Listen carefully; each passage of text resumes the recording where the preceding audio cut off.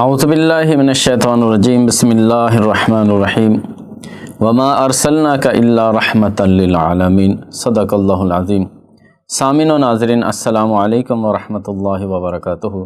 قصص الانبیاء سے ہم حضور نبی محترم صلی اللہ علیہ وسلم کا قصہ بیان کر رہے ہیں، جس میں آج ہم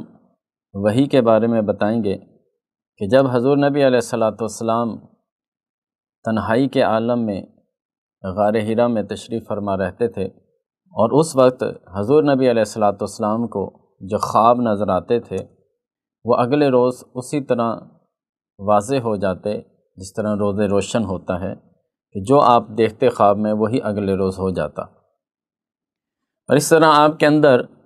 غار حرا کے اندر عبادت کرنے کا جذبہ اور زیادہ ہوتا چلا گیا،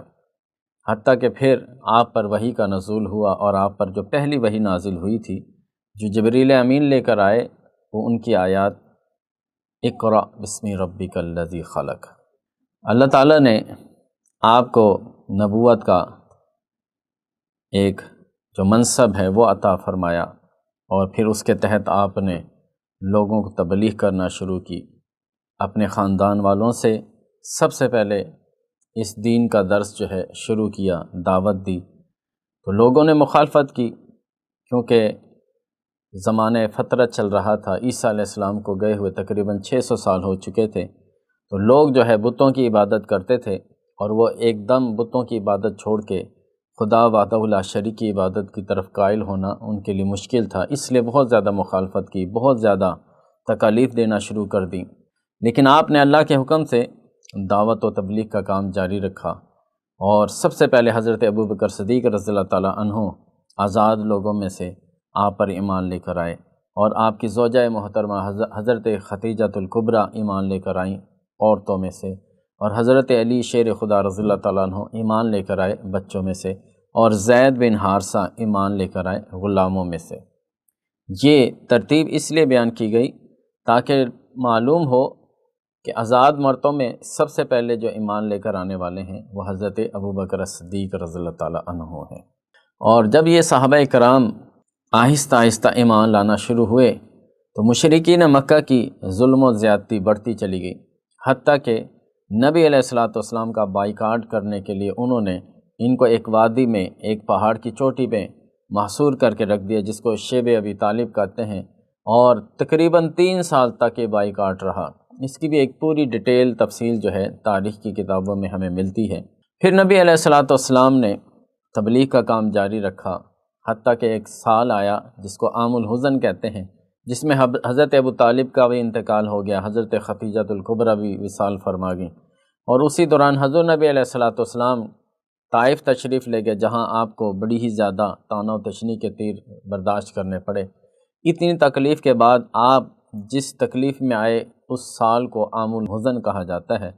لیکن اس کے معاً بعد اللہ تعالیٰ نے آپ کو خوشیاں عطا فرمائی، اور آپ کو معراج کی سعادت عطا فرمائی، آسمانوں کی سیر کروائی، جنت اور دوزخ کے نظارے کروائے،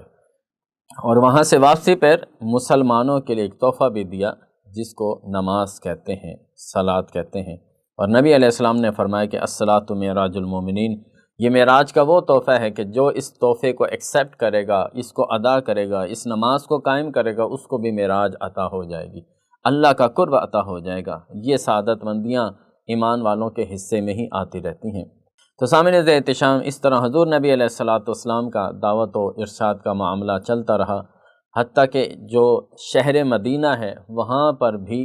بہت سے لوگ جو ہے ایمان لے آئے، حتیٰ کہ مکہ سے بھی بہت سے لوگ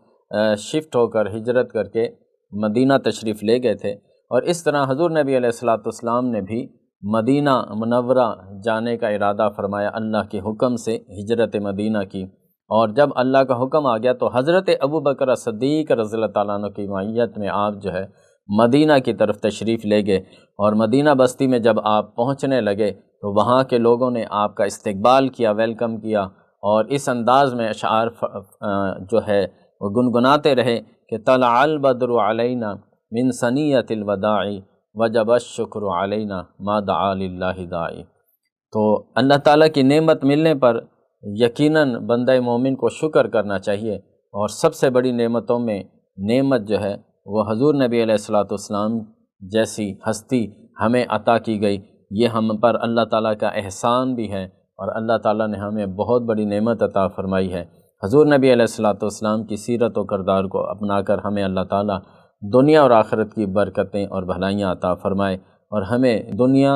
اور دین کو سنوارنے والے اعمال کرنے کی توفیق عطا فرمائے۔ وما توفیق الا باللہ، والسلام علیکم ورحمۃ اللہ وبرکاتہ۔